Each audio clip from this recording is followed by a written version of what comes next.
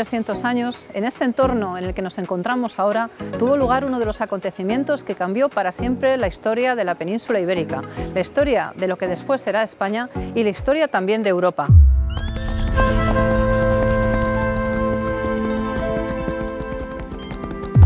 En esta zona, un noble de origen visigodo, llamado Pelayo, que aparece tanto en las crónicas musulmanas como en las crónicas cristianas, consiguió lo imposible: alzarse en armas contra el poderoso ejército musulmán que había invadido unos pocos años antes, en el 711, la península ibérica. ¿Cómo lo hizo desde estas montañas? ¿Cómo consiguió una gesta así? ¿Cómo logró cambiar para siempre todo? Es uno de los grandes misterios de los que la historia nos ofrece algunas pistas interesantes. En primer lugar, sabemos quién fue Pelayo. Pelayo era hijo de Fabila. Fabila era el gobernador del convento jurídico Astur, o de lo que se llama el Ducado de Asturias.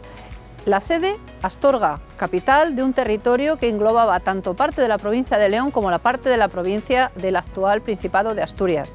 Era un noble cercano a la corona. Según algunas fuentes, había participado como miembro de la guardia personal de reyes como Bitiza e incluso el propio Don Rodrigo, el monarca derrotado en Guadalete en el 711.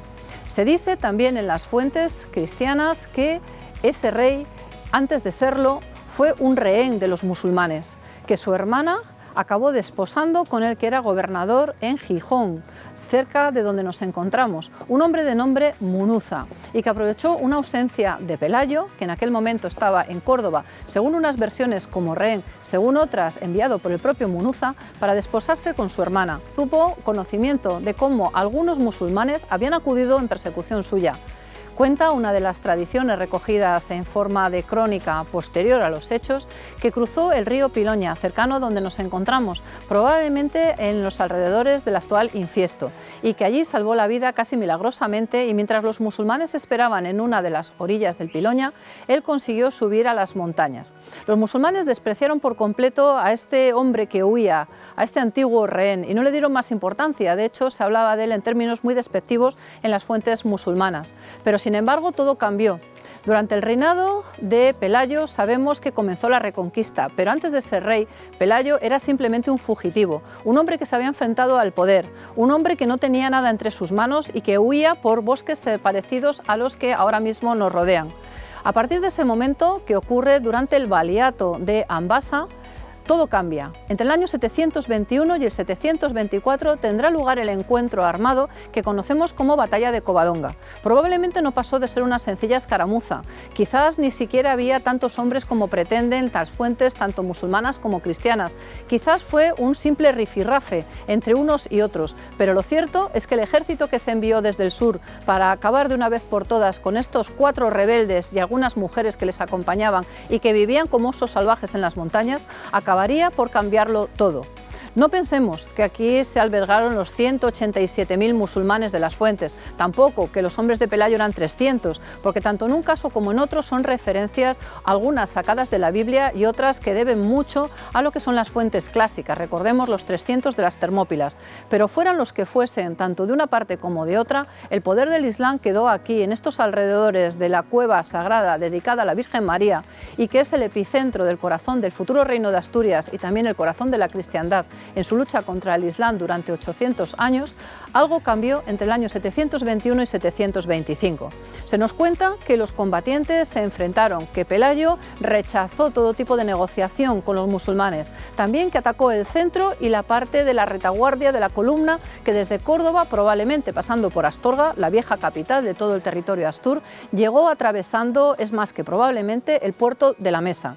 Pero ¿qué nos dicen las fuentes? Porque esto es lo que nos cuentan las crónicas. Las arqueológicas añaden datos interesantes. En primer lugar, sabemos que efectivamente en Gijón continuó la población. Sabemos que en León y en Astorga había guarniciones de origen bereber, es decir, de los invasores de la península en el 711. Conocemos que 2 eran los pasos de montaña, tanto el puerto de la Mesa como el puerto de la Carisa. Y en ambos casos tenemos constancia arqueológica que se fortificaron, se fortalecieron esos pasos de una manera muy rápida a finales del siglo VII o principios del siglo VIII. hecho, casualmente, los tiempos de don Pelayo, es decir, justo después de la invasión musulmana de la península.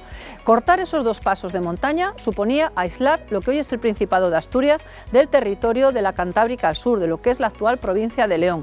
En último extremo, crear un bastión prácticamente inexpugnable, porque si bien es cierto que Asturias estaba romanizada y de hecho cerca donde nos encontramos del río Güeña, en la calzada que recorre el norte de este mismo río, hay una prueba más que evidente de la presencia de los romanos, también encontramos algunos lugares muy vinculados con esa presencia romana desde los primeros momentos, es decir, desde el siglo I. Pero junto con eso también sabemos que toda la montaña cantábrica tiene un potencial tremendo para resistir. Resistió frente a los romanos durante más de 10 años, casi 20.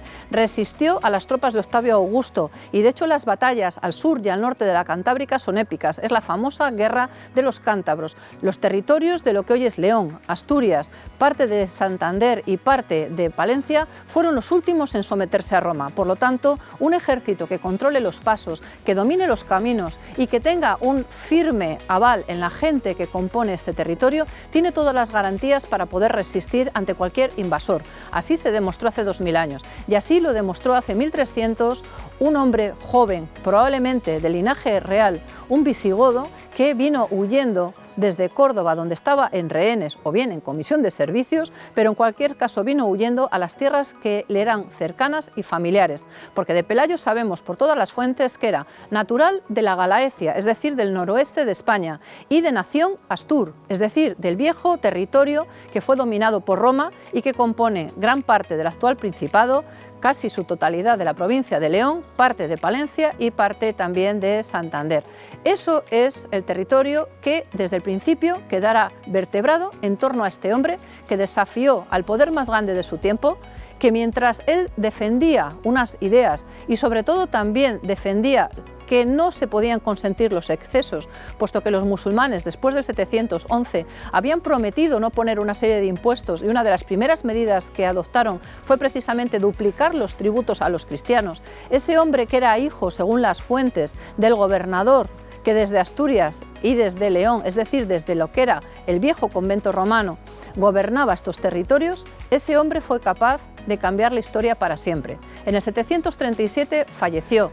En el 812, Alfonso II, uno de sus descendientes, nos da noticia en su testamento de cómo este fue proclamado príncipe Pelayo y de la gran victoria que aconteció cerca de la llamada Roca de Pelayo.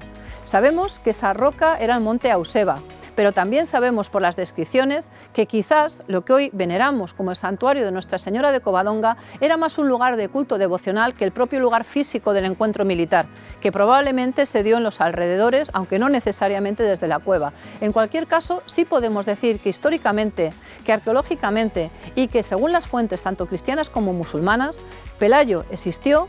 Pelayo y sus hombres resistieron a un poder infinitamente mayor, fueran más, fueran menos los musulmanes, y que cambió la historia para siempre en este pequeño lugar de lo que hoy es el Principado de Asturias, que es el corazón de la España cristiana que un día se alzó en ese encuentro o escaramuza de Covadonga y cambió para siempre el destino de un país y de Europa.